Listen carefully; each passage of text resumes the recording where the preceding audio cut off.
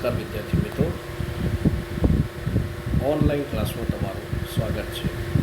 આજે આપણે એક સરસ મજાની કવિતા જોઈશું જેનું નામ છે સાધુપદેશ। જેના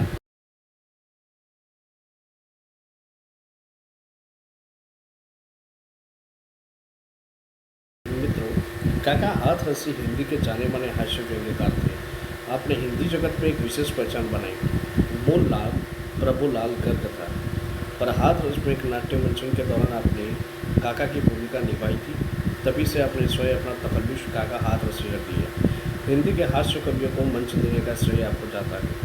जहाँ कहीं भी हास्य कवि सम्मेलन आयोजित होते थे, वहाँ काका की अनिवार्य अनुपस्थिति होती थी।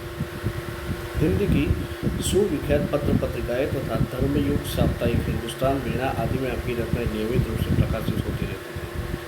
कुल मिलाकर आपके नाम 45 संकलन मिलते हैं। व्यंग्य हास्य के क्षेत्र में आपके सुपुत्र निर्भय हाथ रसी का नाम प्रसिद्ध है। 1985 में आपको भारत सरकार द्वारा प्रतिष्ठित पद्मश्री सम्मानित किया गया। हिंदी अकादमी दिल्ली द्वारा प्रतिवर्ष काका हाथ रसी पुरस्कार दिया जाता है। प्रस्तुत रचना में ढोंगी दूत बाबाओं की लीला का चित्रण किया गया है। साधु उपदेश शीर्षक से तो लगता है साधु अर्थात सज्जन का उपदेश होगा, पर कवि ने व्यंग्य शैली अपनाकर ऐसे साधु, ढोंगी बाबा आदि के प्रति अपना आक्रोश प्रकट किया है। पोथी पढ़ने और माला फेरने से कुछ नहीं होता। एक और हम राम नाम जपते हैं, गौमुखी से हाथ डाल माला के दाने को फेरते हैं, तो दूसरी ओर मीठी छुरी भी चलाते हैं। ये तथाकथित साधु बाबा न तो ज़्यादा पढ़े लिखे होते हैं न ज्ञानी, इसलिए भक्तों द्वारा पूछे गए प्रश्नों का उत्तर न देने पर इसलिए हेतु मौनी बाबा का स्वांग रचाए बैठे रहते हैं। वे मौन रहकर जीव जगत और माया संबंधी असंगत बातें, मनगढ़ंत बातें किए जाते हैं। तो विद्यार्थी मित्रों, हमें आपने कविता જોઈએ तो सौ प्रथम क्या है,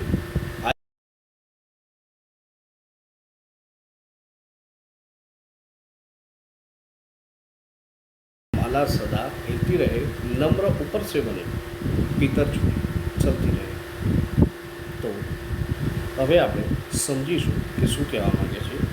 तो શું કહે છે कि ढोंगी साधु अपने भक्तों को उपदेश देते हुए कहते हैं कि आप लोगों ने ये तो अनेक ग्रंथ और अनेक पुस्तकें पढ़ी हुई, आज आप मेरे भी कुछ गुण ले लीजिए। आप अपने हाथ में हमेशा माला लेकर गौमुखी में उसे फिराते रहिए, ताकि लोगों को यह लगे कि आप ईश्वर के नाम का जाप करते रहते हैं। इसके अलावा ऊपर से आप ऐसा दिखावा करते रहिए कि आप बहुत विनम्र हैं, लेकिन अंदर से आप छल कपट करने से मत चुकिए। इसके बाद कवि कहते हैं, नगर से बाहर बगीचे में बना ले झोंपड़ी, दीप जैसी देव चमकी सीप जैसी खोपड़ी। तर्क करने के लिए आ जाए कोई सामने, खून न जाए बोल, इस भय से लगे मत कापने, जीव क्या है ब्रह्म।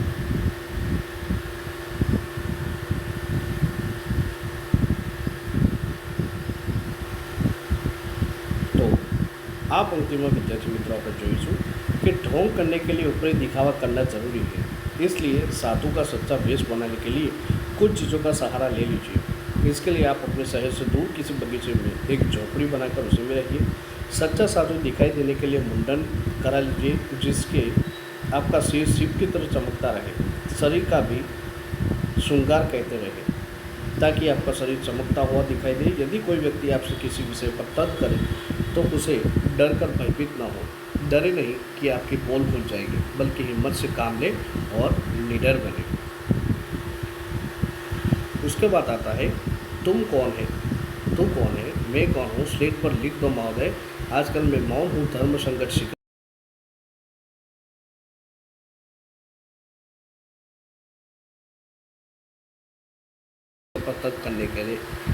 तर्क करने लगे कि जीव जगत माया क्या होती है, परमात्मा क्या है, आप कौन है, मैं कौन हूँ, तब बिल्कुल मत घबराइए, कुछ मत बोलिए, केवल एक स्लेट पर यह लिख दीजिए, उसे दिखा दीजिए कि आजकल आपका मौन व्रत चल रहा है, इसलिए आप तर्क वितर्क नहीं कर सकते। इस उपाय से आप एकदम मुक्त हो जाएंगे। तर्क करने वाले आप वहाँ से चले जाएंगे। उसके बाद दूसरी पंक्तियों में कहा जाता है कि किए जा निष्काम सेवा सब फलेच्छा छोड़कर, ज्ञात फल की सब सताए, खा पपीता तोड़कर स्वर्ग का झगड़ा गया, भय भी नरक का छोड़ दे, पाप घट पर जाए तो काशी पहुँच कर फोड़ दे। तो इस पंक्ति में कहते हैं, आप बिना किसी कामना या इच्छा से लोगों की सेवा करते रहिए, फल की परवाह बिल्कुल मत कीजिए। यदि फल की कभी याद आ जाए तो इधर उधर हाथ मारकर जो हाथ में आए उसे झपट लीजिए। स्वर्ग प्राप्ति से कोई वास्ता मत रखिए। नरक में जाने का डर भी मन से निकाल दीजिए। यदि आपको पापों का घड़ा भर जाए यानी पाप ज़्यादा हो जाए तो चिंता मत कीजिए, सीधे पाप मोचनी काशी चले जाए। वहाँ आपके सारे पाप बिना साबुन के चुटकी बजाते धुल जाएंगे। तो विद्यार्थी मित्रों, ये थी कविता साधु उपदेश के, जिसके अंदर कि एक धूर्त धातु, एक धूर्त साधु होता है, वो कैसे लोगों को उल्लू बनाकर उनको ठगता है और उल्लू बनाकर उनके पास जो कुछ होता है वो हड़प लेता है। अब शब्दार्थ देखेंगे। पोथी माने की पुस्तक, गौमुखी ऐसी थैली जिसे माला रखकर नाम स्मरण किया जाता है। तर्क माने की दलील, पोल माने की रहस्य, दूसरा अर्थ है दोष, धर्म संकट माने मुश्किल, निष्काम माने के निरपेक्ष बिना किसी काम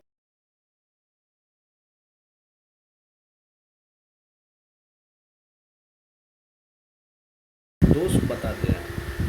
उसके बाद आता है कहावत, मुख में राम बगल में छुरी, कथनी और करनी में अंतर होना। तो विद्यार्थी मित्रों, आपको अपने नोटबुक के अंदर साधुपदेश, कवि का कवि परिचय, शब्दार्थ, मुहावरा, कहावत और स्वाध्याय अपने नोटबुक के अंदर लिखना है।